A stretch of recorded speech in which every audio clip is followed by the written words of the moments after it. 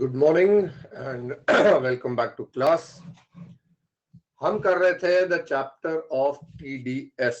So let me just upload the file we were looking at yesterday. तो हमने एक overview करा था TDS का। मैंने कल एक वीडियो शेयर करा था। आई एम एज्यूमिंग आप लोग वो करके आ चुके हैं। So the entire system of TDS, the entire system of this functioning of this the taxation क्या है? हम इनकम कमा रहे हैं और हमें उस इनकम का रिटर्न भरना है and the return will go by the due date. So the rules for filing the return, कौन सी ओरिजिनल रिटर्न होती है, कौन सी बिलेटेड रिटर्न होती है, कौन सी रिवाइज रिटर्न होती है, all of that will come in the chapter of returns of income. So that is part A. Now payment of tax is through challans and filing of return is through forms. और ये forms income tax department prescribe करता है। Morning बेटा, किसके लिए कौन सा form लगता है। The second part is the government wants to trace your income and expenditure. तो कल मैंने एक सिस्टम बताया था of how over time the government has been trying to ensure कि आप लोग अपनी इनकम ना छुपा पाओ। इनकम छुपाना मतलब जहां से कमाया वहां पर छुपा देना या खर्चा छुपाना। So they are tracing both your expenditure and your receipts. आपको जो पैसा आ रहा है उस पे TDS कट के आएगा, ऐसा उन्होंने लॉ बना दिया। और जो TDS नहीं काटेगा उसको हम पेनल्टी लगाएंगे, उसको इंटरेस्ट लगाएंगे, उसका प्रोसिक्यूशन होएगा और उसको कई बार खर्चा भी डिसला हो जाएगा। So that is strictly telling the pair कि आप TDS काटिए। आपके ऊपर रिस्पॉन्सिबिलिटी डाल दिया कि आपका जो टोटल इनकम आता है एस्टिमेट कीजिए और उसका एडवांस टैक्स देते जाइए। Obviously why calculating advance tax, जितना आपका TDS कट के आ गया वो माइनस कर लेंगे ताकि आप सिर्फ बैलेंस एडवांस टैक्स जमा करवाते रहें। सैलरीड एम्प्लॉय के केस में ऐसा सिस्टम बना दिया है कि सैलरीड एम्प्लॉय को एडवांस टैक्स देने का जरूरत ही ना हो, जितना उसका टैक्स बनता है उतना का उतना TDS एम्प्लॉयर काट ले। देन ट्रेसिंग और expenditure, they have you quoting your PAN number in most of the transactions which are high value transactions, share transactions, hotel payments, foreign travel, car purchase, any purchase above 2 lakh. और जिसको आपने PAN number दिया, he will be quoting your details under 285BA to the income tax department and they will auto generate a form 26A. So the department or the government today has a lot of information about you. तो मैंने कहा ये वाला chapter हम पहले करेंगे and then we started. TDS is on the amount of payment, not on the amount of income. तो payer को ये नहीं पता करना कि आपकी इनकम कितनी है, आपको जो पेमेंट दे रहा है उस पर TDS कटेगा, बट सैलरी में the TDS is on the amount of income. TDS is only on certain payments, not all, और वो पेमेंट्स हम पढ़ेंगे चैप्टर 17B में। TDS के rates are not dependent on the payee. Payee company है, पेई firm है, उस पर डिपेंड नहीं करता। It is dependent on what rate is given in the section. Pair को क्या क्या करना है, पेयर को TDS काटना भी है और TDS जमा भी कराना है। TDS कब काटना है? At the time of credit और at the time of payment, whichever is earlier. यानी आपका क्रेडिट एंट्री हो गया तो लायबिलिटी उनका हो गया तो deduct TDS by passing another entry for TDS payable and the TDS must be deposited by the 7th of the next month, but in case of March it is by the 30th of April. क्या TDS मुझे state wise जमा करवाना है? No, you can deposit the entire TDS in one particular area which could be your head office. आपको TDS का returns भरना है which goes quarterly. आपको TAN नंबर के लिए अप्लाई करना है so that it can differentiate between the PAN and the TAN. So TAN will tell you कि TDS deduct कौन कर रहा है। सर्टिफिकेट देना है जो ऑटो डाउनलोड हो जाता है। फेलियर पे आपको एसएससी इन डिफॉल्ट, पेनल्टी वगैरह हो गया, और कुछ सेक्शंस मैंने बताए जिनको हम अपने दिमाग में एज इंडेक्स डालेंगे कि इन सेक्शंस में आपके खर्चे भी डिसला हो सकते हैं। सो खर्चा डिसला होगा ही होगा, ऐसा नहीं मैं बोल रहा हूं, हो सकता है, it may be possible. Then we said the payer will have to gross up the payment. तो मैंने यहाँ 3 वर्ड्स कराए थे कि अगर पेमेंट आपको लिखा हो इंटरेस्ट या लॉटरी या रेंट तो ये ग्रॉस, अगर लिखा हो नेट है तो ये TDS कट के आया, आपको चेक नहीं करना है कि यार कटना था या नहीं कटना था, आपको हमेशा ग्रॉस अप करना है। और अगर उसने वर्ड यूज करा received, now you will apply your knowledge and find out whether TDS was deductible और नॉट, और अगर डिडक्टेबल था तो ही आप उसको ग्रॉस अप करोगे, वरना नहीं करोगे। देन मैंने कहा कुछ एग्जेम्प्टेड पेमेंट्स, अगर आप नॉन रेजिडेंट को पेमेंट कर रहे हो, and without fail I want you all to apply this rule, if you are making a payment to a non-resident, then you have to first check whether the payment is accessible in the hands of the non-resident as per 5 and 9. अगर है तो ही आपको उसके ऊपर TDS काटना है।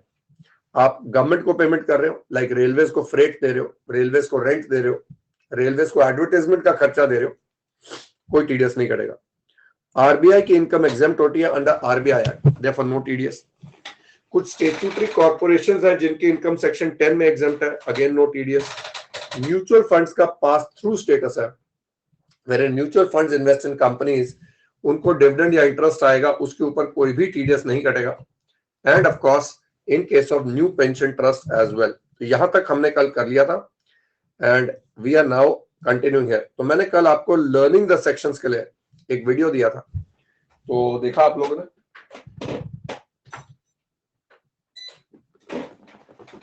Okay, कुछ याद हुआ थोड़ा बहुत, लिटिल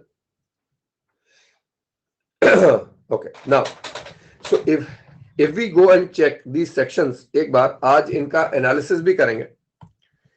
so अगर मैं सेक्शन का एक बार चेक करूं, सेक्शन 192 क्या कहता है? so I want you to think of the chart, your eyes should be going to the left. 192 salary, if I say 194C, immediately your brain should be able to tell you works contract. If I say 193, what is the answer? Can you give me the answer? 193 में क्या है? Yeah, 193 interest on securities, 194 dividend. So if the image is clear in your mind, you will be able to tell me the sections. 194I. So अगर आपका आंखें internally left right जा रही हैं, that means we've reached the level. Otherwise we will have to talk about, we'll have to memorize it again. So मैंने वो video जो दिया उसको प्लीज 2-3 बार चेक कर लीजिएगा, because your memory is your biggest asset. So let me check it again. 194J में क्या आता है? And I want the entire list. So there is professional fees, technical fees, royalty, non-compete fees, and director fees. Yeah. 194IA. 194IA.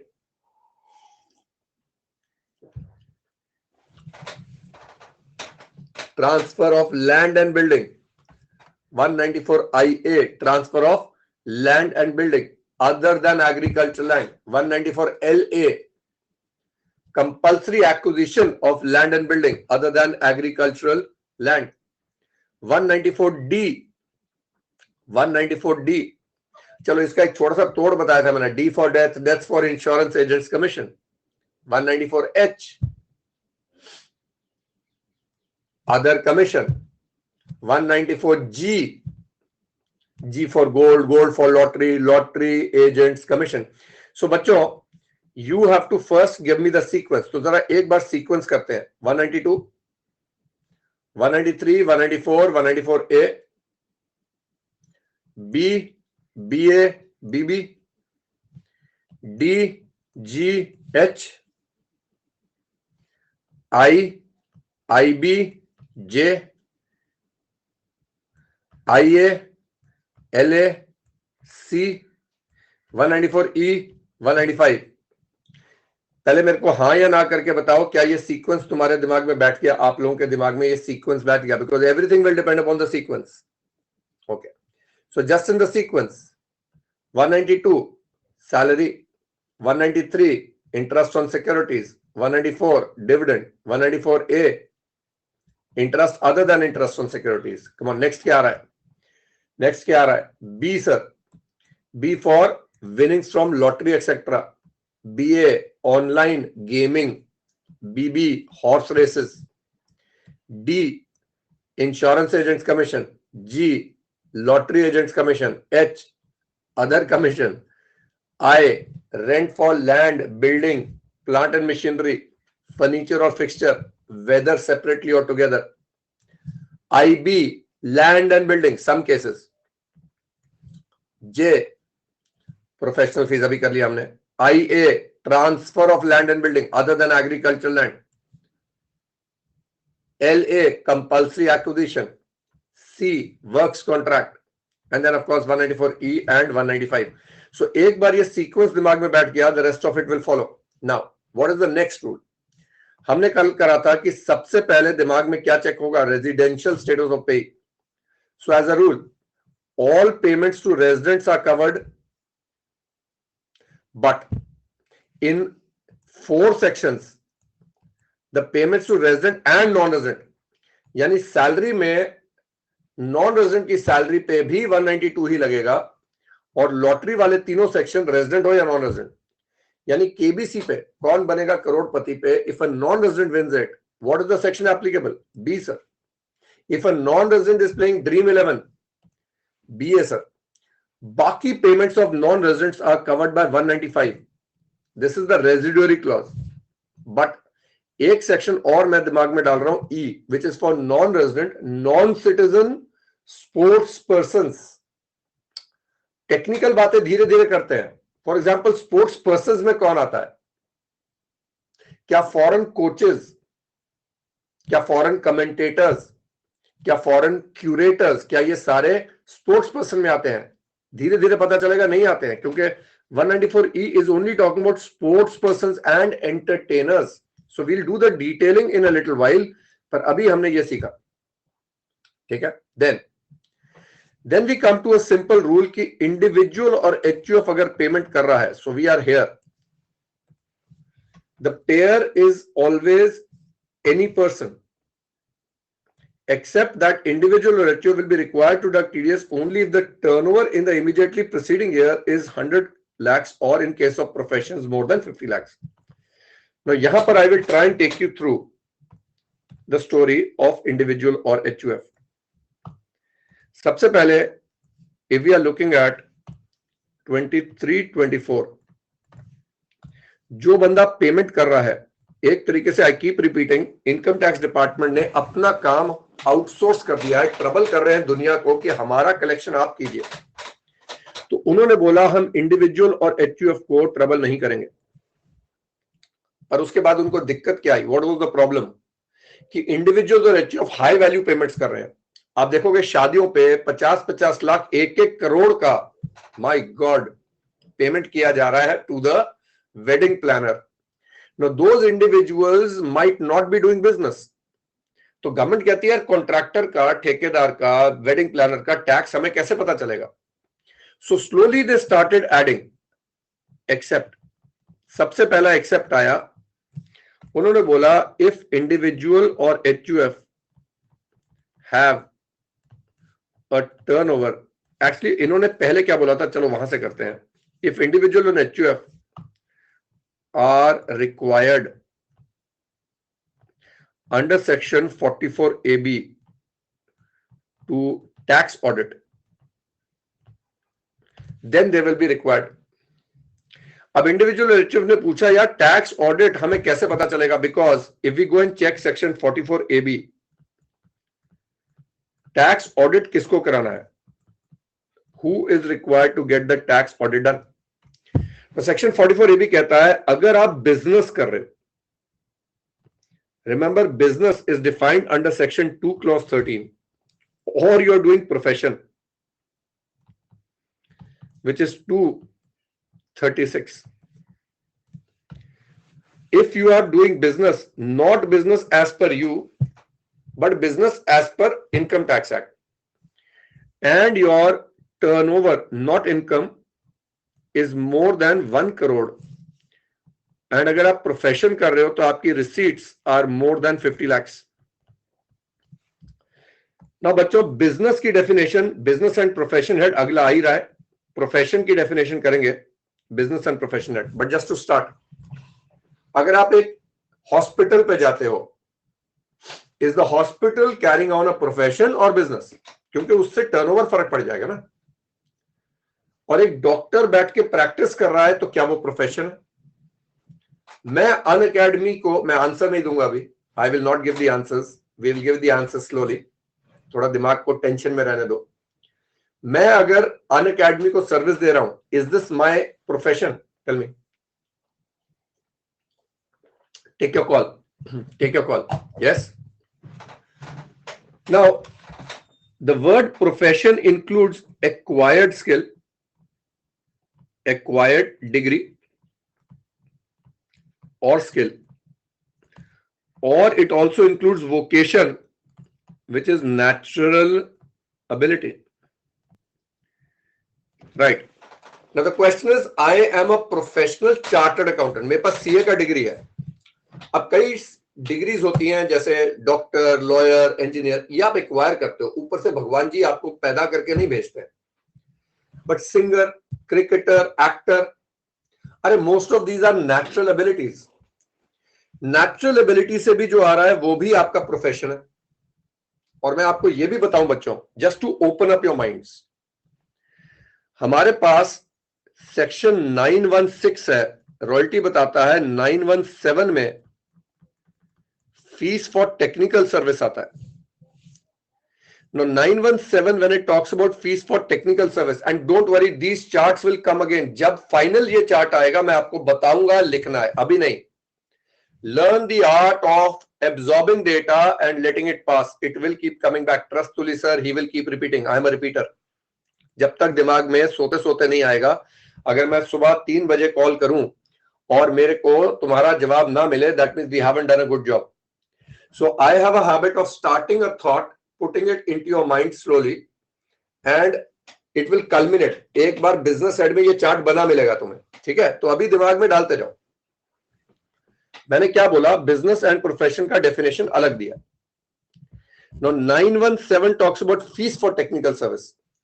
उसमें technical fees या professional fees को अलग नहीं करा, सेम है. Then we have a definition under 194J. TDS के लिए technical fees को और प्रोफेशनल फीस को अलग कर दिया. यहां पर आपको बताऊंगा 2% रेट है, यहां 10% रेट है. सो while determining whether that fees is accruing in India or not, मुझे उसको टेक्निकल और प्रोफेशनल में डिफरेंशिएट नहीं करना है. तो मैंने मोटर मैकेनिक को पेमेंट करा, आर्किटेक्ट को पेमेंट करा, चार्टर्ड अकाउंटेंट को पेमेंट करा, या किसी सॉफ्टवेयर कंसल्टेंट को पेमेंट करा. All these come in technical service to determine whether they are deemed to accrue or arise in India. But when I am going to talk about deducting TDS, I will have to know कि वो technical fees थी या professional fees थी. तो क्या बच्चों professional fees का definition जे में अलग से दिया है? हाँ सर, अलग से दिया. Then there will be a section 44AA, books of accounts. Books of accounts में बिजनेस वालों को एंड स्पेसिफाइड प्रोफेशनल वालों को अलग रूल है. बताओ जी. नाउ यहां जाके स्पेसिफाइड प्रोफेशनल अलग डिफाइंड है, एंड 44AB में प्रोफेशनल अलग है एंड बिजनेस साइड में अलग है. 5 डेफिनेशन. क्या इतना डीप आईसीआर पूछता है? चलो पूछे, कई बार पूछता भी है. Specifically for AB, AA and J में तो खासकर इन दोनों में आपको फर्क बहुत पूछेगा. केस लॉ करेंगे हम. But as a chartered accountant you need to know that just because one word we are using as professional fees does not mean it is the same for all sections. Every section has their own purpose. तो धीरे धीरे जब ये sections मैंने सारे करा दिए होंगे, when we reach business head, when I am doing 44AA, वहां पर एक चार्ट आपको बना मिलेगा कौन से सेक्शन में कितना कौन सा प्रोफेशनल है. For example, just give you an example. जो स्पोर्ट्स वाले होते हैं, जैसे क्रिकेटर है, धोनी साहब की बात करें. धोनी साहब जो पैसा कमाते हैं वो उनके वोकेशन से है, यानी उनका head of income. This determines head of income. Dhoni साहब का क्रिकेट से जो खेल के पैसा आ रहा है वो कौन से हेड में जाएगा सर? प्रोफेशन में जाएगा, राइट? MS धोनी ने कल को कोई पेमेंट कमाई है तो क्या उनका टीडीएस 194J में कटेगा? सर अभी पता नहीं. See the word now is पता नहीं. We'll have to go and read the definition of the professional under 194J. When it comes to maintaining books of accounts, will MS Dhoni be a part of specified professional? क्योंकि इसके rules अलग है, इसके rules अलग है. We don't know. ठीक है. सो अब एक काम करते हैं, इसको हटा देते हैं. अभी के लिए कंफ्यूज नहीं करते. अभी के लिए सिर्फ माइंड में एक ओपन कर लिया कि भाई डेफिनेशन में भी लोचा है, which will come to slowly. Let's come here. Tell me, if I am giving my building on rent, मैं बिल्डिंग किराए पे चढ़ाता हूं और वही मेरा काम है, that is my work. Please tell me, can that building be my business income? Is that building business income? Or is that house property income? What is your answer? दिल से बोलो.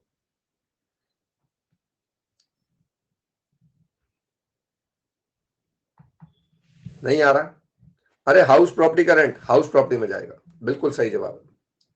हाउस प्रॉपर्टी का rent does not go as business. तो एक बंदा आपके पास आता है, कहता है मेरा 3 करोड़ का हाउस प्रॉपर्टी रेंट है, am I required to get the tax audit done? He says it is my business to get it done. No sir, tax audit is only for business, so we will have to go and check business में क्या क्या आता है ना. For example मैं share trading कर रहा हूं, मेरा काम है शेयर्स खरीदना बेचना, तो क्या वो शेयर्स खरीदने बेचने पे जो प्रॉफिट हो रहा है, क्या वो मेरी बिजनेस इनकम है? Easier said than done. Yes. उन शेयर्स पे जो डिविडेंड आ रहा है, where shares are held as stock in trade, उन पे जो डिविडेंड आ रहा है, is that also my business income? देखो, you are not supposed to answer right now. अगर तुम्हारे को अंदर से श्योरिटी है, then give me the answer, else you know the word. What is the word? I will make your life very easy. You keep saying पता नहीं till the time you are not sure. Clear बात? And I will make sure you are sure once. तो अभी हम ये नहीं कह रहे कि बिजनेस क्या है, प्रोफेशन क्या है, हम सिर्फ ये कह रहे हैं कि अगर बिजनेस है सिर्फ तब टैक्स ऑडिट कराना है, प्रोफेशन है तो कराना. So if a doctor comes to you and he says मेरी रिसीट 70 lakhs है, do I get a tax audit done? You will not say yes और no. You are a CA final student, you are a chartered accountant, you will check doctor क्या कर रहा है, क्या वो individual practice चला रहा है. अगर वो प्रैक्टिस चला रहा है तो उसको हम डाल पाएंगे एज अ प्रोफेशनल, तो 50 लाख के ऊपर टैक्स ऑडिट है. पर अगर वो बिजनेस कर रहा है यानी हॉस्पिटल चला रहा है तो उसका टर्नओवर 1 करोड़ हो जाएगा. Similarly an individual teacher will be covered by professionals, but if I am running a coaching institute it becomes a business. और ये मेरे साथ हुआ था, मेरे को नोटिस आ गया, कहते हैं आपका कोचिंग इंस्टीट्यूट का टर्नओवर 50 लाख से ज्यादा है तो आपने टैक्स ऑडिट नहीं कराया. तो मैंने उनको बोला coaching institute is not a profession, it's a business. Debate हो गया मेरा इनकम टैक्स वालों के साथ, and they agreed that it is a business. इसके ऊपर केस लॉस भी आ चुके हैं, आप लोग समझ रहे हो. So you have to differentiate between business and profession. तो यहां तक क्लियर होगी बात सबको कि बिजनेस अलग है, प्रोफेशन अलग है. ठीक है. फिर इन्होंने क्या किया, इन्होंने 2021 में एक चेंज लाए. कहते हैं अगर आपका नॉन कैश मोड में रिसीट्स एंड एक्सपेंडिचर है, देन आपका टर्नओवर 10 करोड़ हो जाएगा बिजनेस के लिए. Which means for example if I have receipts of 100 lakhs, चलिए 400 lakhs, and I have expenditure of 300 lakhs. Modi ji says go to the non-cash mode. Where have I kept my? Oh, here it is. Modi ji says, and when I say Modi ji, that is just saying the BJP government, 95% must be by non-cash modes. So 400 into 95%. Yani, if 380 lakhs is received by either account pay check, draft और electronic modes, NEFT, RTGS और आपका IMPS या UPI, इन सब से अगर आपको आ रहा है, we will discuss these again in business said, like I said. And है बीच में, एंड जो आप एक्सपेंडिचर कर रहे हो इसका 95%, सो 300 into 95%, 285 is also by these modes. Basically meaning आपका जो कैश एक्सपेंडिचर जो पेमेंट है वो 5% या उससे कम है, प्लस आपका रिसीट्स 5% या उससे कम है, देन आपका टैक्स ऑडिट का टर्नओवर का लिमिट 10 करोड़ हो जाता है. चलो, क्या 44A भी एक बार रिवाइज हो गया हमारे दिमाग में?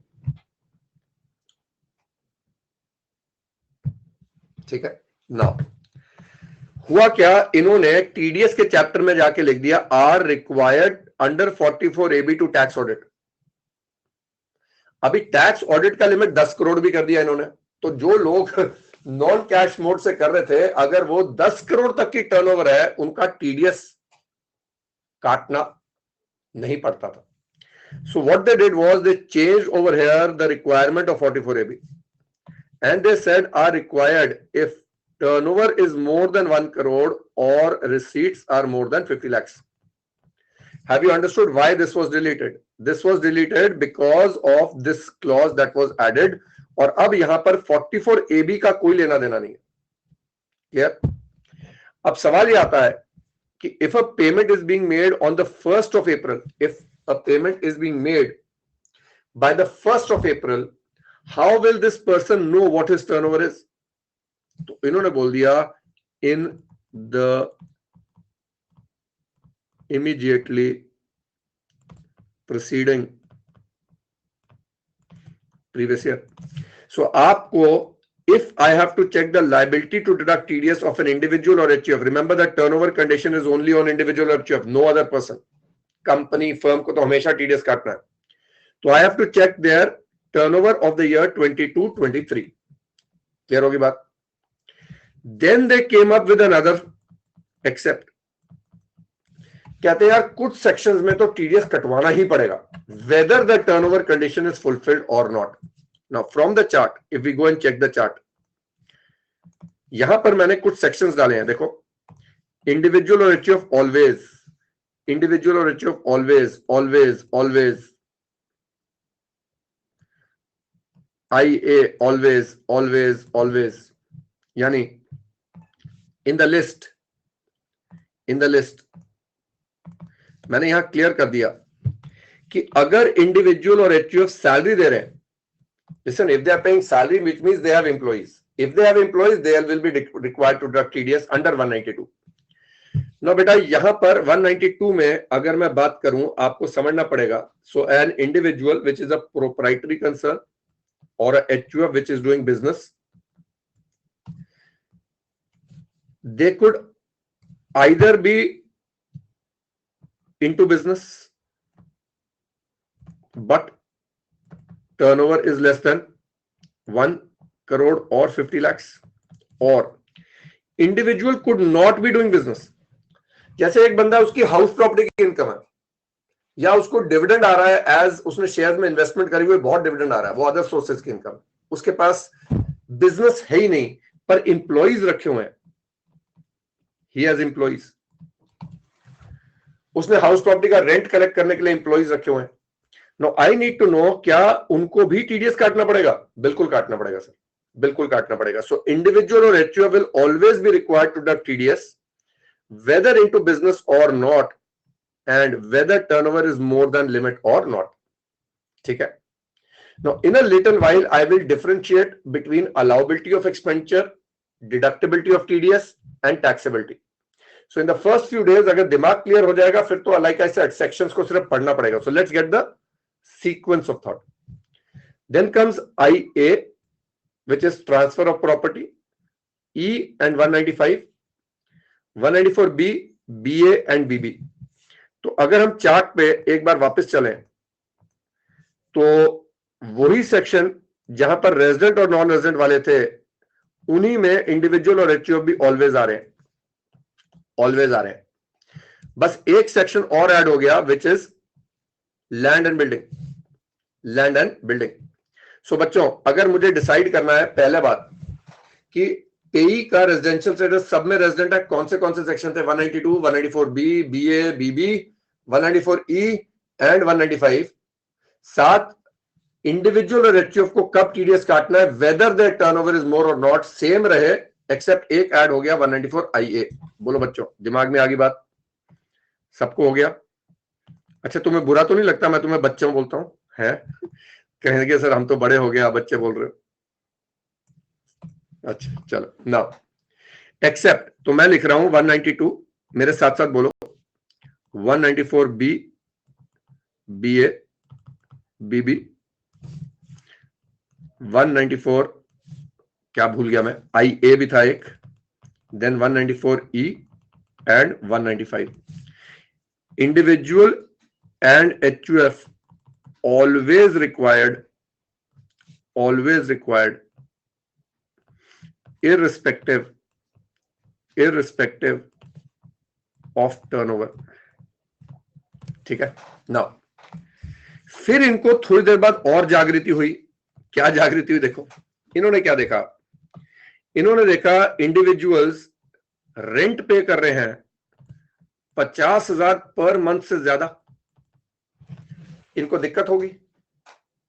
कहते हैं इतने सारे इंडिविजुअल्स हैं, कोई सैलरीड एम्प्लॉई है, कोई हाउस प्रॉपर्टी का रेंट है, कोई एग्रीकल्चरलिस्ट है, मतलब जो लैंडलॉर्ड्स होते हैं जिनकी इनकम ही एग्जाम्प्ट है एग्रीकल्चर की, वो रेंट दे रहे हैं 1-1 लाख रुपया, 1.5 लाख रुपया, 1.5 lakhs a month, 2 lakhs a month, but the government is not getting TDS on the landlord's income, so they introduce 194 IB.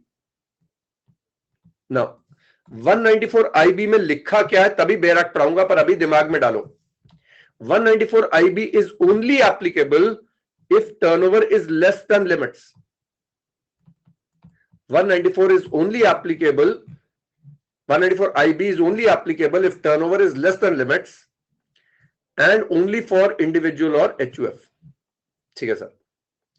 अब जरा एक बार देखें इसका एनालिसिस क्या होता है। And I repeat again, I will be doing again, अभी मैं सिर्फ ओवरव्यू करा रहा हूं। There are 2 sections now IB। यहां पर सारे पेयर्स आते हैं, कंपनी, फर्म एक्सेट्रा। इंडिविजुअल और HUF को कब रिक्वायरमेंट है? If turnover is more than limits, and IB में if turnover is less than limits. Now let's say there is X. X is a proprietor. X is a proprietor and his turnover is more than limit in the preceding year, and current year में वो rent pay कर रहा है of 70,000 per month. Now the moment his turnover more than limit, IB तो out of the question हो गया। IB तो लगेगा ही नहीं no matter what, because IB starts with the wording saying only if the individual or HUF have a turnover less than limits. Now into 12 जब मैं करूंगा तो 70,000 into 12 कितना आ जाता है? 8,40,000। Now 194I में we know the limit is 240 और इसके ऊपर 10% TDS कटेगा। क्लियर होगी बात सर? क्लियर होगी बात सर? लेकिन अगर ये बिल्डिंग ऑन रेंट 1124 को ली गई है, on 1124, now the rent payable during the year does not become 840, it becomes into 3 months 2,10,000. Now this is less than 240. Therefore, there is no liability to deduct TDS under 194I. Now the temptation is कि sir ये 50,000 से ज्यादा है तो IB में कटवा देते हैं। नहीं कटेगा बेटा। क्यों? क्योंकि IB में आओगे ही तब जब turnover is less than limit. बोलो भाई, क्या ये बात समझ में आ गई? Have you understood this? Right? और should I repeat it again? 194 IB is only applicable if the turnover is less than limit, otherwise it is not applicable. तो यहां क्या लिखा मैंने? 194 IB, individual or HUF will only be required to deduct TDS if turnover does not exceed limit. Okay. If we go back to the chart, वहां पर भी मैंने बड़ा क्लियरली लिखा है individual or HUF if turnover is less than equal to limit. यानी I repeat again, law does not say कि अगर I नहीं लग रहा तो IB चेक करो। law does not say कि अगर I नहीं लग रहा तो IB चेक करो। law ने बोला except for land and building if individual or HUF have turnover less than limits. Now अगर less than limits नहीं, जैसे यहां पर मैंने बोला turnover is more than limit, तो आपने इसको आई में चेक करा। आई में चेक करा क्योंकि ये 240 से कम है, वहां लायबल नहीं है। अब आप IB चेक नहीं करोगे because IB will only be checked if the turnover is less than limits. Let's take another one. Let's say turnover is less than limits and he is paying the rent of 40,000 per month. Let's say 12 महीने पे करा, चलो बताओ, क्या इस पे 194I लगेगा sir? Individual का बात कर रहा हूं, क्या इस पे 194I लगेगा? नहीं लगेगा सर, नो। वाई? टर्नओवर नहीं है। क्या इस पे 194I भी चेक करेंगे? करेंगे सर, पर क्योंकि रेंट 50,000 पर मंथ से कम है, it is less than 50,000 per month, no TDS. So therefore your answer is that there is no liability to deduct TDS here. Clear होगी बात? व्हाट इफ आई से this rent is 60,000 per month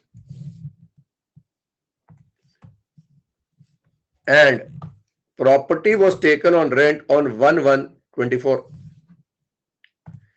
Now, because turnover is less than limit, I तो मैंने check ही नहीं करना है, मैं IB check करूंगा, और IB में मैं देखूंगा 60,000 है, मुझे पूरे साल का तो लिमिट ही नहीं है, it is a monthly limit, it is more then 50,000, therefore IB में TDS कटेगा. So through IB is the government trying to catch hold of people who are paying high rent but are not covered by 194I and only for land and building. Remember I में plant and machinery भी आता है. ये फिर आगे चले गए, इन्होंने क्या देखा, लोगों ने प्रॉपर्टी डीलर को बहुत कमीशन पे कर रहे हैं, घर पे कंस्ट्रक्शन के कॉन्ट्रैक्ट दे रहे हैं 2-2, 3-3 करोड़ के, वेडिंग प्लानर ले रहे हैं, आर्किटेक्ट्स को 2-2 करोड़ का पेमेंट कर रहे हैं घर डिजाइन का, पर शायद इनकी एग्रीकल्चर इनकम है, शायद ये सैलरीड एम्प्लॉई है, तो उन्होंने 3 सेक्शन और डाले. If individual HUF are not required under section 194H, J and C, they introduced another section called M. कहते हैं अगर इंडिविजुअल और HUF को 194J, C और H में टीडीएस नहीं काटना है, देन प्लीज चेक M, और M में 50 लाख से ऊपर पेमेंट होगा तो टीडीएस कटेगा. So these are the 4 filters for individual और HUF. चलो आओ, इंडिविजुअल और HUF का क्या फिल्टर है? नॉर्मल रूल इज इंडिविजुअल और HUF are not required to deduct TDS except if their turnover in the preceding year is more than limits. However under 192 B, BA, BB, IA, E and 195, they will be required to deduct TDS irrespective of the turnover. Land and building के लिए अगर turnover कम है तो हमें IB check करना है, I check ही नहीं करना है. एंड अगर 194J, H and C में they are not required, then we need to check M. Is this part clear? यही बात यहां लिख दी है, देखो 194M where individual or HUF is not required to deduct TDS under H, C and J. A company and a firm and everyone else other than individual HUF is always required to deduct TDS irrespective of turnover. Now, let's go back. Chart पे आते हैं. तो हमने pair का कर लिया, पे का कर लिया, then we come to rate. No rate आप देखोगे मैंने सीक्वेंस में डाले हैं ताकि थोड़े बहुत याद हो जाए. क्या है सीक्वेंस? 192 में slab rate,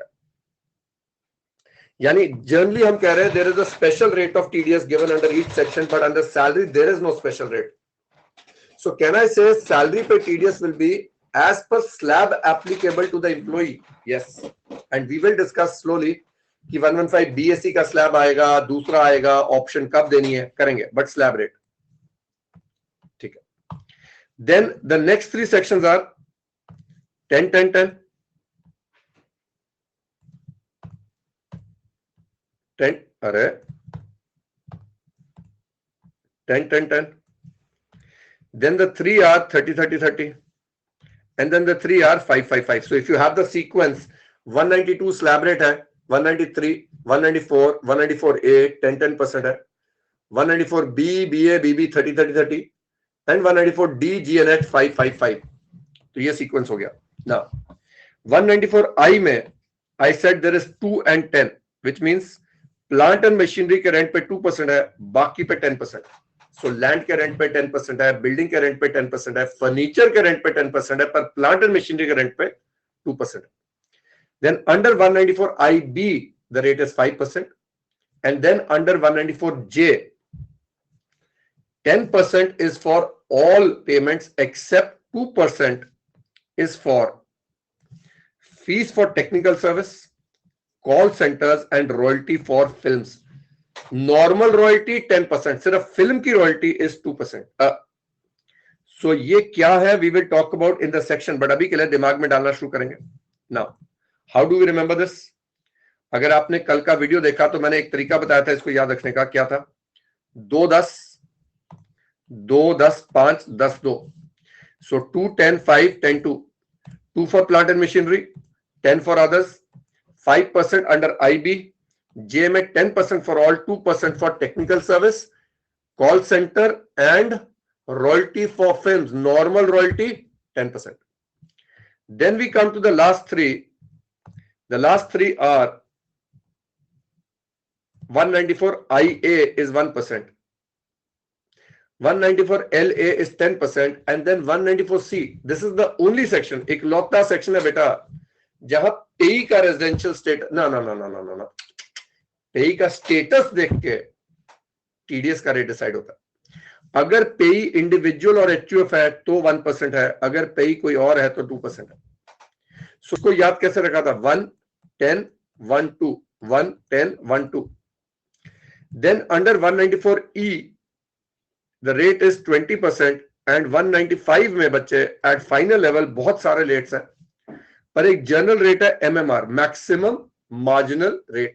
I hope you know what that is, the highest rate of an individual, जो 115 BSc में 39% है, ओल्ड स्कीम में 42.744% है।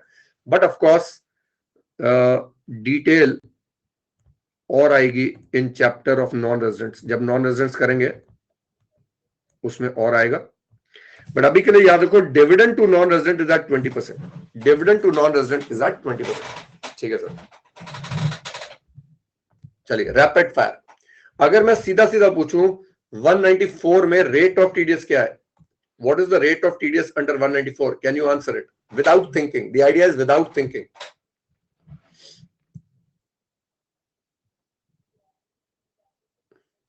%10, 194B 30%, 194I plant and machinery 2% sir, 194J royalty not for films, normal royalty 10%, 194IA 1%, 194C में individual को payment करा, 194C में individual को पेमेंट करा 1%. So I would want you to practice this today and make sure that these things are coming to you randomly without thinking. So बारी बारी उसको chart को, वो वीडियो को एक बार और सुनेंगे.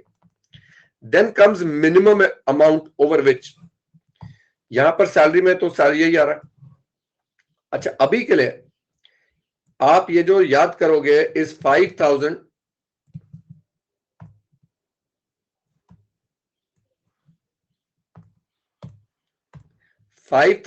per annum per pay. Now this per annum per pay is very important. मैं डिविडेंड दे रहा हूं as a company. If a company is paying dividend and they are paying dividend of 2,000 to 1% and 10,000 to another person, X को, Y को और Z को 1,000 रुपया जा रहा है, तो कंपनी को टीडीएस काटना है 194 में, ये बात तो क्लियर है, पर इस पे नहीं काटना है, इस पे नहीं काटना है, इस पे काटना है, because of the limit of 5,000. तो आप लोगों को याद रखना है देयर आर लिमिट्स. अगर लिमिट से ज्यादा है पर एनम, ऑब्वियसली पर पे, क्योंकि पे की इनकम पे टीडीएस कट रहा है. Now under 194 B from your intermediate, if you remember, यहां पर विनिंग हुआ करता था, अभी बदल दिया, इस साल अमेंडमेंट हो गया. पिछले साल तक क्या होता था कि अगर आप लोग let's say Punjab state lottery खेल रहे हो, Punjab state lottery, and on 1/5/23 आपको 12,000 का एक विनिंग हो गया, तो इस पे टीडीएस कटा होगा. अगर 7th 11th को एक और विनिंग हो गया 6,000 का, तो इस पे टीडीएस नहीं कटता था. ठीक है, मैं मानता हूं एक ही साल में 2 लॉटरी लगना बहुत मुश्किल है, बट अभी के लिए ये मान के चलो कि हम लोग तो जो बात कर रहे हैं यार, थ्योरेटिकली बात कर रहे हैं कि एक साल में 2 लॉटरी एक ही जगह से लग गया. अब लिमिट क्या हो गया, पर एनम हो गया है. यानी अब इस पे भी टीडीएस कटेगा। क्लियर होगी बात? So the limit when you were doing inter was probably per annum, no per winning, अब it becomes per annum per pay, दोनों जगह। बीए का अपना फॉर्मूला दिया इन्होंने, उस पे कोई मिनिमम अमाउंट नहीं है, TDS is on net winning. Then these three are very simple, 15 15 15। सो क्या याद कराया मैंने? स्लैब रेट 5 5 5, 10 10 10, 15 15 15, और रेट भी सीक्वेंस में चल रहे हैं thankfully, 5 5 5, 10 10 10, 10 10 nil 10, 30 30 30, 15 15 15, 5 5 5। Now these limits I think you will remember, 2,40,000 aggregate है, aggregate for all of these whether separately or together, which means what? So अगर let's say X Limited is paying rent for building let's say 2 lakh rupees, और उसी बंदे से किसको दे रहे हैं? To mister Y, उसी बंदे से मशीनरी भी किराए पे लिया 40,000 रुपया, और उसी से फर्नीचर भी किराए पे लिया, then the limit of 240 is not per asset, it is for aggregate of alls to 1 person, तो इस पे टीडीएस कटेगा।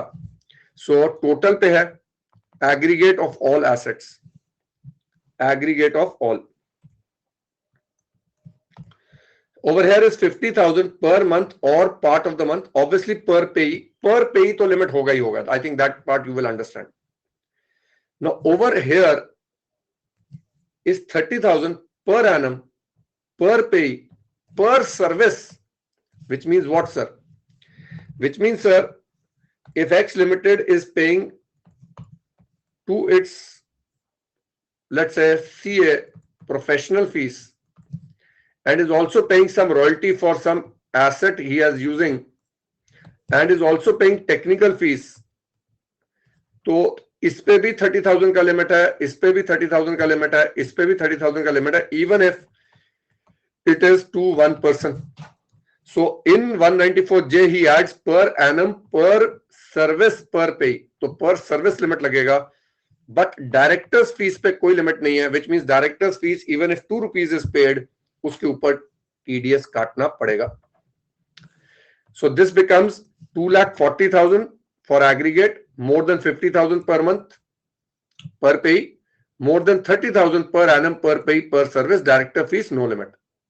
IA में more than 50 lakhs, नहीं नहीं नहीं सर, ये गलती से तो नहीं लग गया ना रे, more than equal to 50 lakhs है भाई, क्या लिखा है यहां पर? More than equal to 50 lakhs, this is the only section जहां इक्वल टू साइन आ रहा है, यानी 50 लाख भी हो गया, and ICA has a very bad habit of giving exact 240, exact 50 lakhs.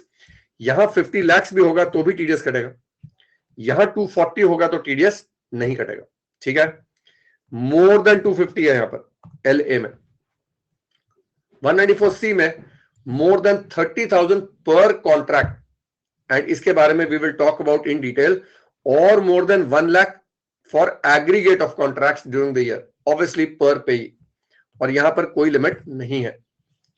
सो ये वाले जो चार्ट्स हैं, I would want you all to be able to take a blank piece of paper and in the next 2-3 days इसको please draw कर लेना। हाँ ठीक है, नाउ लेट्स कम है। तो हमने सीक्वेंस में क्या किया? Check the residential sales of the pay, step number 1, decide the section, check the pair rule, filter of pair, then limit rule, and then the rate and compute the amount of TDS. You will not break the sequence, please. चलिए अब बात करते हैं। Deduction of expenditure to the pair and the head under which the income is taxable in the hands of the receiver are irrelevant in deciding the liability to TDS. Okay. Now what does this mean? For example, let's say X is an individual, यार ये X ना ऐसे लगता है cross करा हुआ है, तो एक काम करते हैं, मिस्टर X ले लेते हैं, ठीक है? तो मिस्टर X ने क्या किया?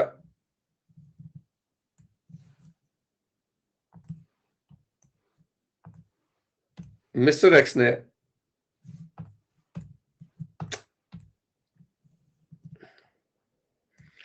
2 बिल्डिंग्स रेंट पे लिए.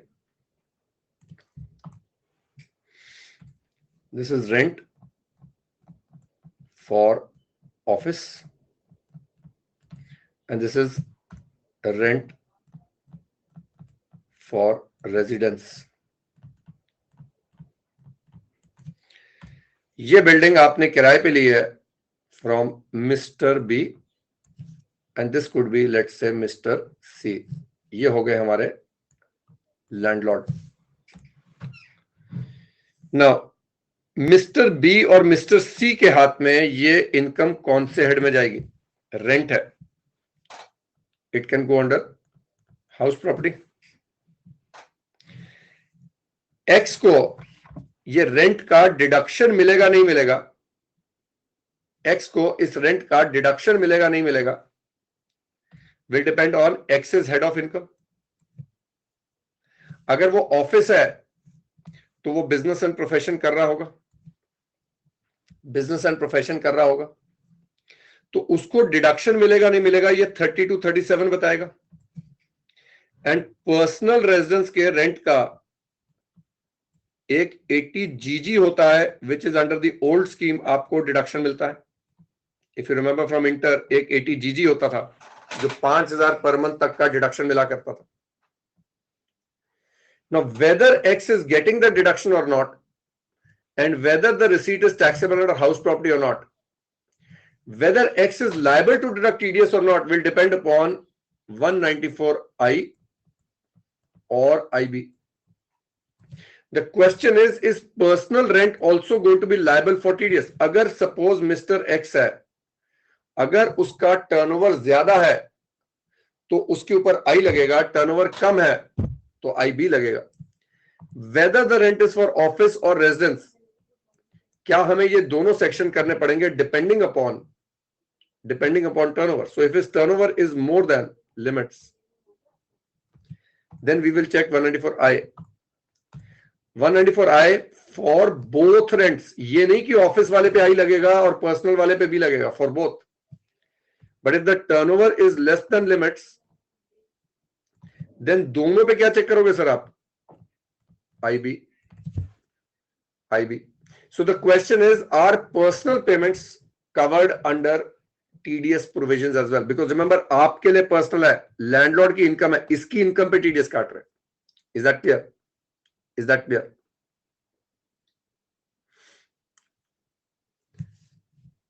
Similarly, if there is X, let's take another one. X ने लोन लिया.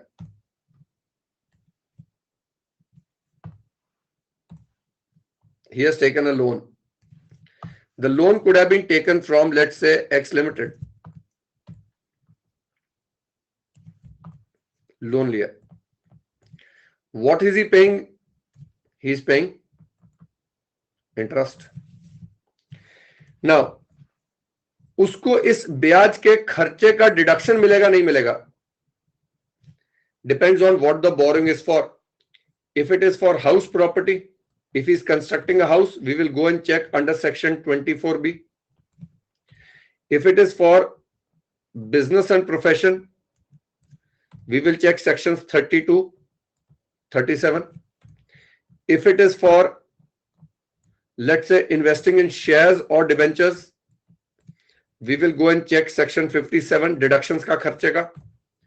If it is for, let's say, education of child, education loan, अगर याद आता है इंटर से एक सेक्शन होता था 80E, again under old scheme.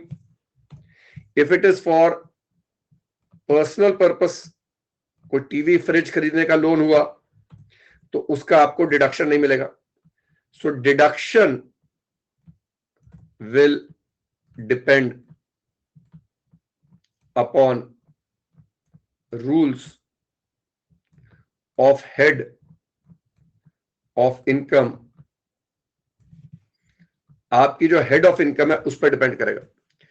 X limited का ये बिजनेस इनकम हो सकता है अगर वो मनी लेंडर है,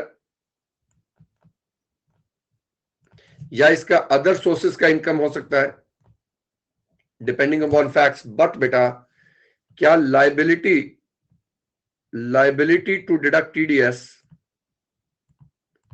TDS will be under section 194A अगर ये रेजिडेंट है एंड अंडर 195 अगर ये नॉन रेजिडेंट है.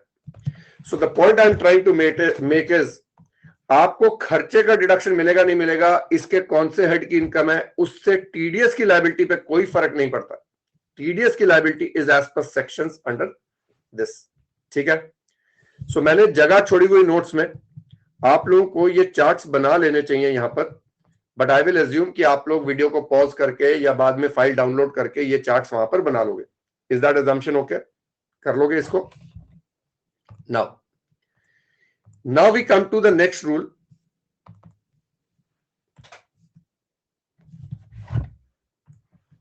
अच्छा, यहां पर एक रूल बाकी और है.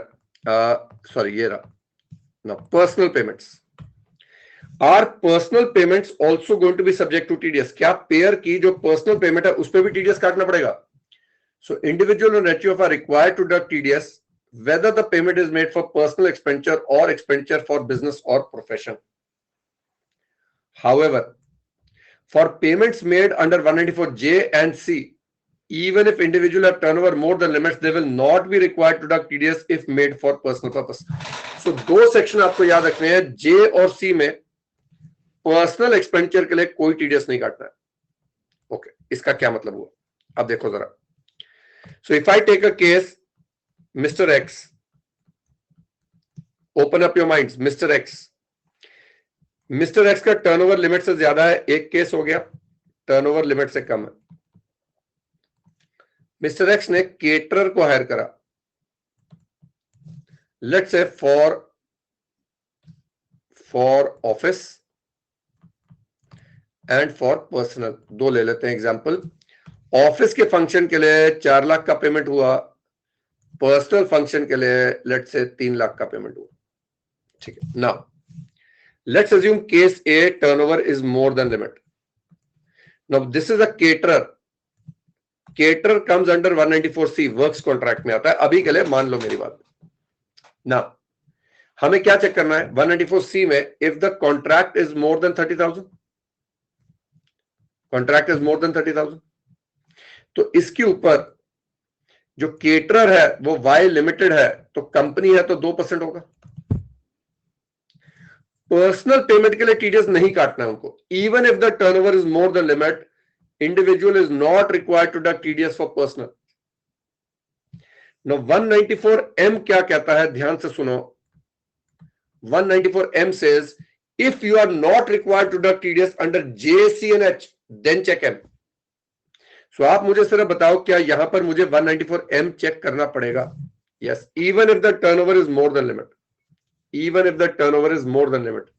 This is not like IB. IB में कहा था कि टर्नओवर लिमिट से कम होगी तभी आना है, पर M में लिखा है कि अगर J, C और H में नहीं कट रहा तो आपको M चेक करना है.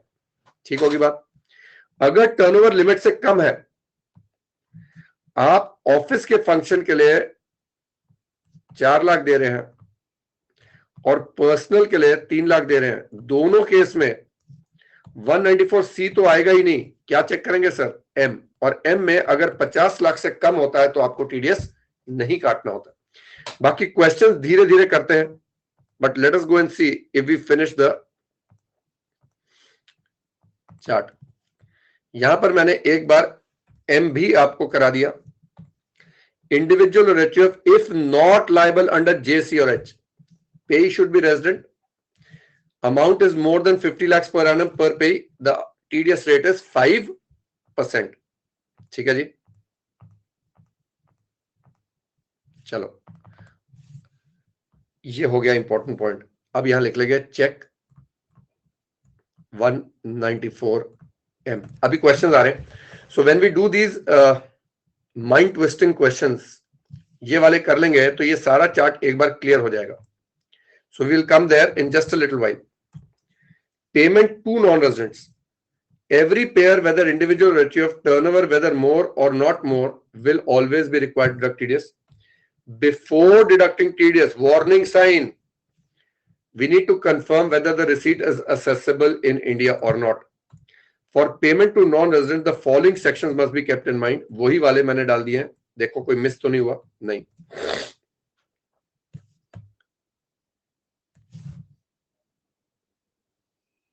ये वाले दोनों ओनली नॉन रेजिडेंट के हैं और ये वाले रेजिडेंट और नॉन रेजिडेंट दोनों के हैं।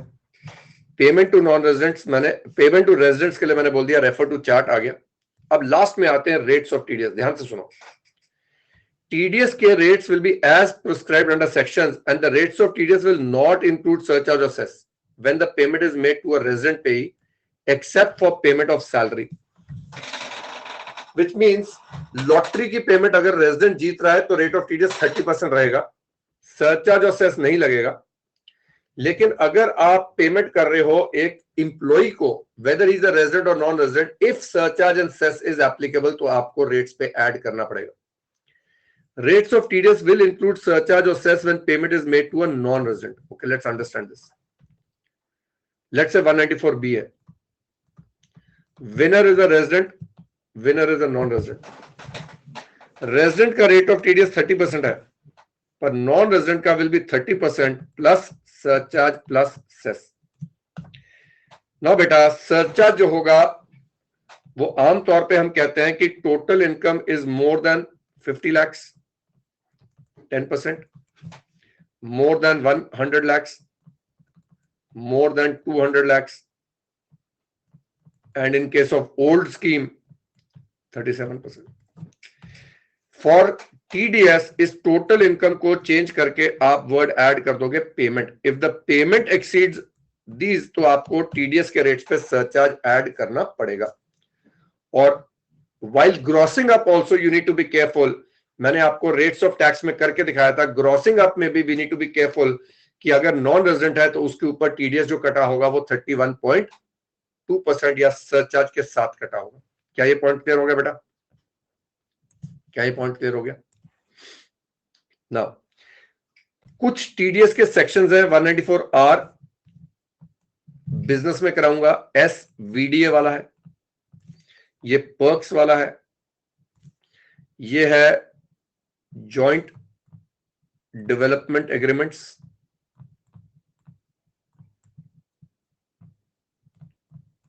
ये भी कैपिटल गेन्स में कराऊंगा, डीए है इंश्योरेंस क्लेम रिसीट हो रहा उसका, ये अदर चैप्टर्स में, प्लस नॉन रेजिडेंट्स के कई सेक्शंस है, 194LA है, 194LB है, 194LC है एक्सेट्रा, ये इन इंटरनेशनल टैक्सेशन सेक्शन में करेंगे। ठीक है सर। नाउ मैं इन 206AA और AB पे बाद में आता हूं। Let us just go and clear our heads with these simple examples so that tomorrow से we can start doing the detailed sections. ठीक है, चलो अब आपको बोलता है the following payments are made by X limited, the turnover of X limited in the last year is 70 lakhs। So payer है X limited, क्या टर्नओवर का कंडीशन रेलेवेंट है? नहीं है सर, नहीं है। Now he says go down rent in India. Okay, go down rent in India. What is the sequence of thought? We are assuming that the landlord is a resident. We are now deciding the section 194I. The next we need to do is individual HUF rule.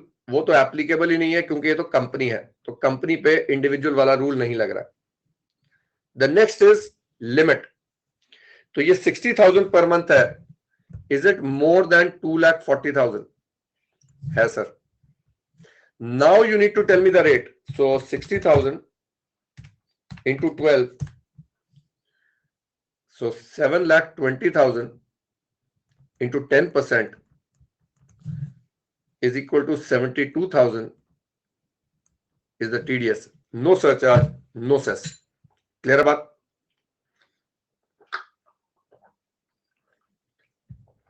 अगला वाला करो। To a lawyer whose services were used for its Delhi office, the lawyer is in US, non-resident. Payee is a non-resident. What are we going to check first? Whether it is accessible in India or not. So lawyer is in US, he is providing services to X Limited which is used in India, accrues outside, received outside, but this comes within fees for technical service 917 में आ रहा बच्चे है। और 917 में क्या था, अगर resident of India से आता है और उसको इन इंडिया यूज करा, क्या वो डीम्ड एक्रूअल में आ जाता है बेटा? यस। सो ये इंडियन रिसीट होगी।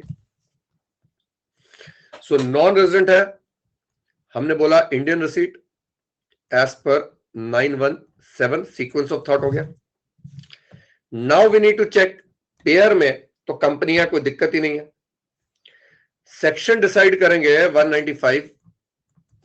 ना 195 में जो 195 में आ रहा है मेरा रेट, अभी के लिए हम MMR बोल रहा हूं मैं, MMR maximum marginal rate, unless there is a exception that will come up. अभी के लिए सो आई एम सेइंग अभी के लिए, बिकॉज बाद में जाके कुछ केसेस में एक्सेप्शन आएगा, कुछ स्पेसिफिक नॉन रेजिडेंट्स के फीस वगैरह पे रेट कम लगता है, रॉयल्टी का 10% भी है, 10% भी है रॉयल्टी का, 15% भी है, वो अलग होगा। See, for a non-resident, remember we'll have to do international taxation, but till that time I said you will say MMR, maximum marginal rate. ठीक है? 3,000 as director sitting fees for each of the 10 directors. Okay, so we are assuming director is a resident. Section मेरे दिमाग में कौन सा आ रहा है? जे। Section कौन सा आ रहा है? 194J। Now what is my next check? Company है यार, तो चलो वो तो चेक ही नहीं करना है। चौथा फिल्टर क्या है मेरा? लिमिट, नो लिमिट है। Therefore 33,000 into what is the rate of TDS? 10% for each director. Her director के लिए आपको कितना टीडीएस काटना पड़ेगा? अच्छा राहुल, प्लीज टेल मी, क्या ये फ्लो में आ रहे हैं? How many of these can you answer without thinking? Is it coming to you slowly? हाँ, okay. Now payment of 2 lakh to agent resident in India. Okay, so agent resident है, agent को क्या देते हैं हम? कमीशन। कमीशन के लिए section ढूंढो। एच आ गया सर। कंपनी है, कोई बात नहीं। एच में लिमिट क्या थी? More than 15,000। Therefore 2 lakh, give me the rate, 5%, कोई सरचार्ज नहीं ऐड होगा। So 10,000 is the TDS. Then payment 5,000 to agent providing service in USA. Okay, again we come here. Non-resident agent है, service in USA x limited को दे रहा है। This is accruing outside India, received outside India. क्या ये deemed accrual में था? इसके लिए मैंने आपको एक सीबीडीटी का क्लैरिफिकेशन बताया था कि नॉन रेजिडेंट एजेंट्स जो होते हैं इंडियन एक्सपोर्टर्स के, उनका कोई इनकम इंडिया में डीम्ड एक्रूअल नहीं होता। So no deemed accrual, no deemed accrual as per CBDT, therefore no TDS। जब इंडिया में टैक्सेबल ही नहीं है तो इसके ऊपर कोई भी TDS नहीं कटेगा। Then we come to 7 lakhs salary to Mr. Y rendering service in USA. Okay, again the moment you get a non-resident, Y है, non-resident है, USA में रेंडर कर रहा है, again accrues outside, received outside, salary is paid by X Limited. The question is, क्या ये deemed accrual में आ रहा है? Is this covered by deemed accrual anywhere? Tell me.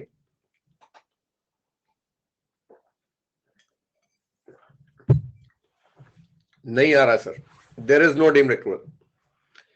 Therefore, this is a foreign receipt. अगर ये foreign receipt है, foreign receipt, therefore no TDS. कोई TDS नहीं कटेगा.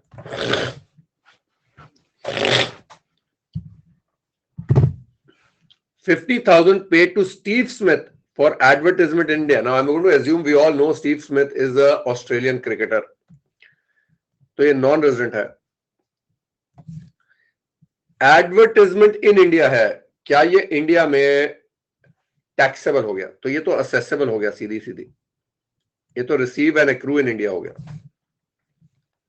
Now I want us to go and let us read 194E. Assessable तो है. एक काम करते हैं साथ साथ देखो जरा पेज नंबर कौन से पे है 194E. Let us check. And में होगा NIB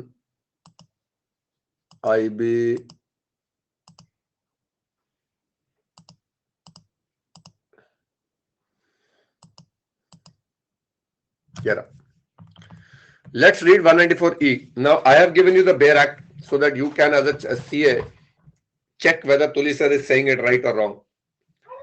Where any income referred to in section 115 BBA, okay, is payable to a non-resident sportsman, including an athlete or an entertainer who is not a citizen of India, or a non-resident sports association or institution, the person responsible for making the payment shall, at the time of credit of such income to the account of the payee, or at the time of payment thereof in cash or by check or draft or other mode. तो क्या होता है, हमारा दिमाग cash पहले पढ़ लेता है तो हमें लगता है सिर्फ कैश में बोल रहा है. अरे और बाय इश्यू ऑफ चेक और by draft, basically any mode, whichever is earlier, deduct income tax thereon at the rate of 20%. Now 115 BBA में कौन सी इनकम आती है? Income of the non resident sports person by way of participation in any game in India, sport in India, advertisement in India, contribution of article to a game or sport in India. ये चार incomes आती हैं BBA में. Other than game, the winnings from which are taxable under section BB, lottery वगैरह. So winnings from lottery या online game या horse races, these will be covered by 194B, BA and BB. ये ई में नहीं आएगा, ये बात क्लियर होगी. सो मैंने लिख दिया यहां पर समरी में लिख दिया sports persons, sports association, entertainers. But इनकी तीन इनकम्स है. स्पोर्ट्स पर्संस की सिर्फ स्पोर्ट्स वाली इनकम नहीं है, फ्रॉम प्लेइंग, एडवर्टाइजमेंट और articles that they write in the newspaper. ये तीन इनकम्स आ गई. The rate is 20% plus surcharge plus cess. Surcharge remember is always as applicable. Now when we look at non-resident sports persons, उसने clarify कर दिया. नीचे जाके आप देखोगे मैंने एक जजमेंट दी है, केस स्टडी. क्या केस स्टडी दी है? चलो पहले पूरा पढ़ लेते हैं. इन case of non-resident entertainers like musicians, TV, film artist, not a citizen of India, for his performance in India. जैसे Justin Bieber comes to India. Why just Justin Bieber? हमारे वो AP ढिल्लों साहब है कनाडा से, काफी फेमस है. वो India में आके कोई इवेंट करते हैं, है ना. या कोई स्टैंड अप कॉमेडियन इंडिया में आता है, वो यहाँ पर कोई शो करता है. All these people earning in India will be covered by 194E. He is also mention non resident sports association और इंस्टीट्यूशन. ये क्या बोल रहा है? जैसे Australian cricket board, when they allow their players to play in India, they also get a share. ये उसकी बात कर रहा है कि ऑस्ट्रेलियन क्रिकेट बोर्ड को कुछ पैसा मिला because their Australian players are playing in India, therefore that will also be taxable in India and it will be covered by this. ठीक है, समझ में आ गई बात? एक सेकंड होल्ड कर, just 1 minute. Okay, just read this case. एक बार इस केस को पढ़ो, then let's discuss this. What does this case से?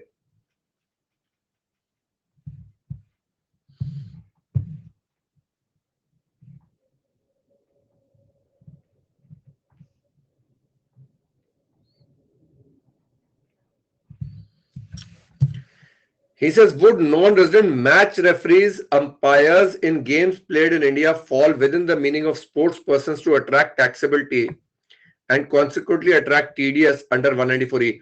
तो आपको BBA सेक्शन नहीं याद करना है. I don't want you to remember BBA. I just want you to remember 194E. But 194E याद करना जरूरी है. BBA gives the rate of tax, E gives the TDS. बात वहीं आ जाती है. So कहता है on this issue, Calcutta High Court observed that in order to attract the provisions of 194E, the person should be a non-resident sports person or non-resident association or institution. The umpires and match referees can be described as professionals or technical persons who render professional or technical service, but they cannot be said to be non-resident sports person or association or entertainers. Though for the purpose of 194J, अच्छा J पे आते हैं 2 minute के लिए. Although the payments made to non-resident umpires and referees are income which are accrued and arisen in India, same are not taxable under BBA and thus TDS is not deductible under 194E. तो बेटा कहां जाएगा इसका TDS? 195 में. 195 में rate अलग है, MMR पे जाएगा. 194E में 20% है, तो यहां पर it will be deductible under 195. Now let's understand J also. तो ये वाला सेक्शन पूरा हो गया. देखो मैंने पूरा करवा दिया. लाइक आई सेड डिटेल में भी हो गया. Nothing else to do over here. Everything is covered. Let's go to J.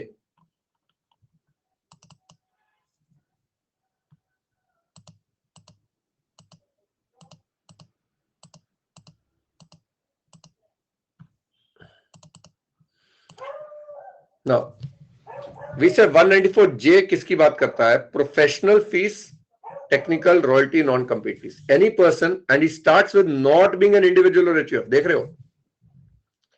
Any person not being an individual or HUF who is responsible for paying to a resident any sum by way of. Nothing different from what we've done. Fees for professional service, fees for technical service, remuneration or fees or commission by whatever name called other than those on which tax is deductible under 192 to a director of a company. Okay. Can a director be an employee? क्या एक director employ हो सकता है? Yes. अब director को 2 प्रकार की payment आ रहे हैं. अगर एम्प्लॉय है डायरेक्टर और उसको एम्प्लॉय होने के नाते पेमेंट आ रही है तो उसका टीडीएस कहां कटेगा सर? 192. लेकिन if the director is getting sitting fees for standing or attending board of director meetings, या डायरेक्टर को आप गारंटी फीस भी देते हो. जैसे अगर एक छोटी नई कंपनी है और उसको बैंक से लोन चाहिए और बैंक उसको लोन नहीं दे रहा, but director is a very reputed person. कई बार आप देखते हो कई रेप्यूटेड लोगों को कंपनीज अपने बोर्ड ऑफ डायरेक्टर पे ले लेती है, इसीलिए लेती है कि थोड़ा क्रेडिबिलिटी आ जाता है. तो डायरेक्टर को गारंटी बैंक को देने के लिए कंपनी कोई कमीशन देती है. इस कमीशन पे टीडीएस 192 में कटेगा या 194J में कटेगा? 194J में कटेगा. तो मैंने यहां पर डिटेल में लिखा payment to director as sitting fees और other fees is fees for technical service and thus subject to TDS under 194J. Director's remuneration, fees and commission by whatever name called other than in the nature of salary on which TDS is deductible under 192 included within the scope of 194J. Limit of 30,000 does not apply. Clear होगी बात? और royalty, yes, अगर director का contract of employment है तो जो employment का पैसा आ रहा है उस पे 192 है, बाकी पैसे पे तो फिर भी 194J है. ठीक है. So if the director is working every day, जैसे मैनेजिंग डायरेक्टर होता है, managing director goes to office every day, in addition to sitting fees, in addition to guarantee commission, he also gets a salary. Salary पे 192 है, बाकी payments पे 194J है. अगर आप जीएसटी कर रहे हो, यू विल रिमेंबर डायरेक्टर पे आरसीएम लगता है, company page the GST under RCM, but that is only on non salary, क्योंकि सैलरी वाली पेमेंट्स जीएसटी में भी नेगेटिव लिस्ट में आती हैं 72 में. समझ गए? अभी करेंगे क्वेश्चन, नीचे आएंगे. Any sum refer to in clause 28(5)(a) non compete fee. ठीक है. सो आप देख रहे हो ए, बी, बी ए, सी और D. Shall at the time of credit of such sum और at the time of payment in cash, cheque, ये सारी फी वाली बातें आ गई. Deduct an amount equal to 2% of such sum in case of fees for technical service not being professional services. Royalty where royalty is in the nature of consideration for sale, distribution, exhibition of films, and 10% in other cases as income tax. So can you see, अगर हमने एक बार normal पढ़ लिया तो हम बेरक पढ़ते हैं तो बेरक कितना सिंपल लगता है. क्या मुझे ही लग रहा है या तुम्हें भी लग रहा है? Can you read the बेरक with me now? Yes or no? बस बता दे, है ना? तो हमने इसी को चार्ट में डाला, nothing else. What I want all my students to understand is कि अगर बेरक में नहीं लिखा तो वो लॉ नहीं है. Whatever I am telling you today here has to be written in the BERAC, otherwise it is not possible. अब चलते हैं provided that. देखो, provided that no deduction shall be made under this section where the amount of such sum, or as the case may be, the aggregate of the amounts of such sum credited or paid or likely to be credited or paid during the financial year by the aforesaid person to the account of the payee does not exceed. Now notice 30,000 rupees in case of fees for professional service referred to in clause A, 30,000 rupees technical service clause B, 30,000 rupees royalty clause C, 30,000 rupees D. Problem is BA के लिए उसने कहीं पर मुझे 30,000 का limit ही नहीं दिया. One of the reasons is ये पहले आ गया था सेक्शन, ये बाद में निकाला इन्होंने बीच में, तो इसके लिए डाला ही नहीं. तो अब लॉ बन गया कि उसके लिए 30,000 का लिमिट नहीं लगता है. क्यों नहीं लगता है? क्योंकि यहां पर कहीं पर उसने लिखा ही नहीं है. क्लियर होगी बात? क्लियर होगी बात? देन मैंने यहां एक डायग्राम बना दिया चार्ट. टेक्निकल फीस के लिए 2% है और लिमिट 30,000 है. प्रोफेशनल फीस के लिए 10% है, 30,000 है. अब यहां पर आपको जो ध्यान रखना है, रॉयल्टी को दो रॉयल्टी में डिवाइड करा, एक फिल्म वाली और एक अदर. फिल्म वाली पे 2% है, अदर पे 10 है, पर लिमिट 30,000 दोनों पे लगेगा भाई. रॉयल्टी पे लग रहा है ना, तो उसने रॉयल्टी फॉर फिल्म्स पे अलग लिमिट नहीं बताया. This is interpretation of his. What did he से?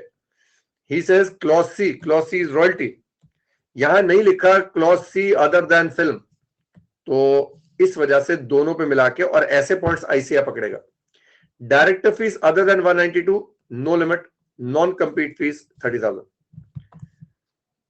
In case of payee engaged only in business of operation of call center, the tax will be deducted at 2%. Now children, provided further that an individual or HUF whose total sales, gross receipts or turnover from business or profession carried on by him exceed 1 crore rupees in case of business, 50 lakh rupees in case of profession during the financial year immediately preceding the financial year in which such sum by way of fees for technical service or professional services credited or paid shall be liable to deduct income tax under this section. I want you to read this once more and tell me, एक interpretation अगर मैं निकालूं, यहां लिख दिया not being individual और यहां कहता है प्रोवाइडेड फर्दर इंडिविजुअल. इसका इंटरप्रिटेशन क्या निकल रहा है? क्योंकि उसने सिर्फ दो बातें लिखी हैं यहां पर, professional and technical service. Does that mean कि अगर इंडिविजुअल का टर्नओवर लिमिट से ज्यादा है भी,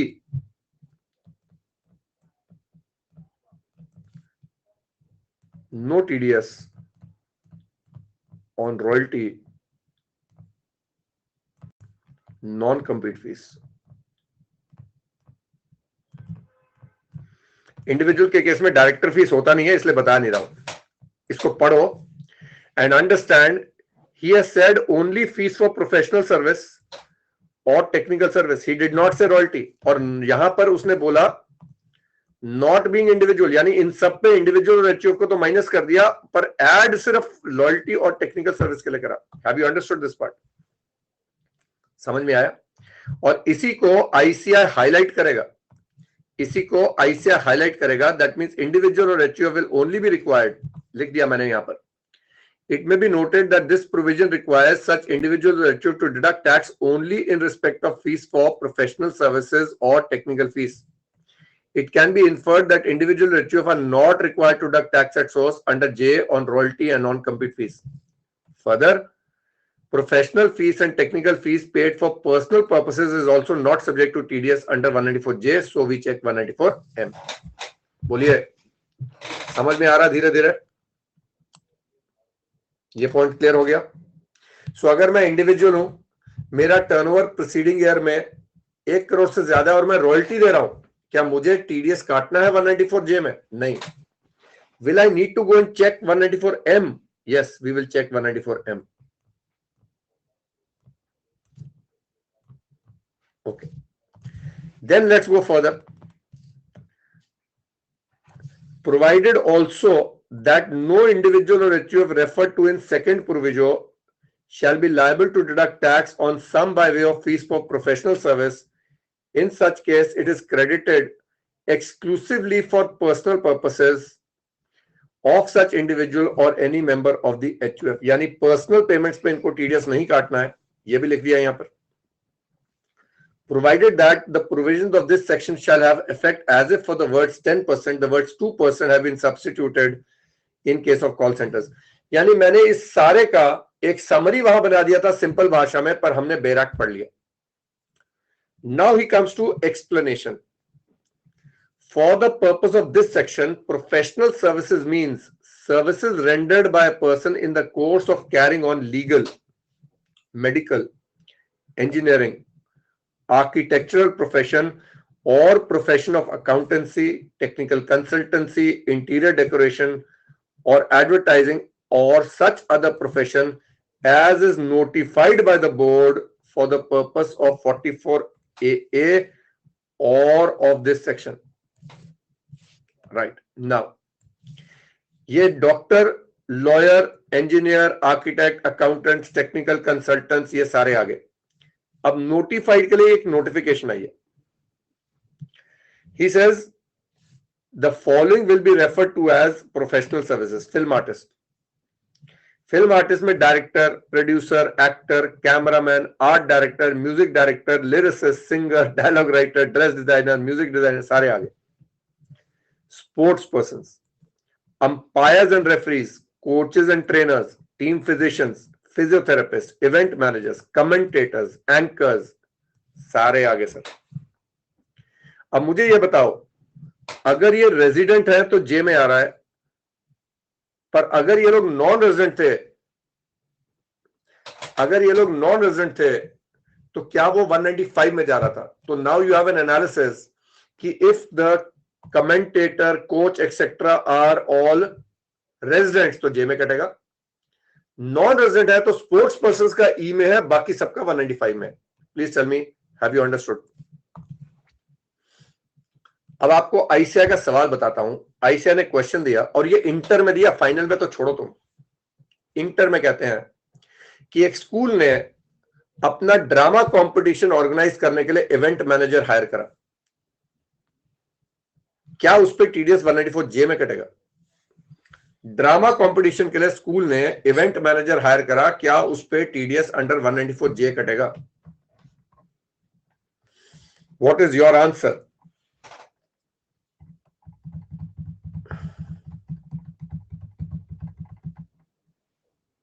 नो, क्योंकि यहां event manager is only relating to sports. समझे? इस लेवल पे आईसीआई सवाल पूछ रहा है, तो यहां पर हमें याद रखना पड़ेगा event managers.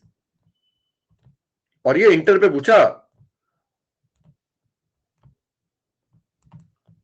To sports under section 194J. Other event managers कहां जाएंगे? वर्क्स कॉन्ट्रैक्ट में सर, सी में जाएंगे. और सी और जे में बहुत फर्क है. We will keep relating. अब यहां पर आईसीआई ने पहली बार ये दिया है, आज तक नहीं दिया था. मैं तो बहुत सालों से बता रहा हूं, टीचर्स के contract are not covered by J. Teachers are not professionals है. आईसीआई ने बड़ा क्लियरली लिख दिया, for example this section will not apply to teaching, sculpture, painting unless they are notified. उन सब के लिए 194C लगेगा.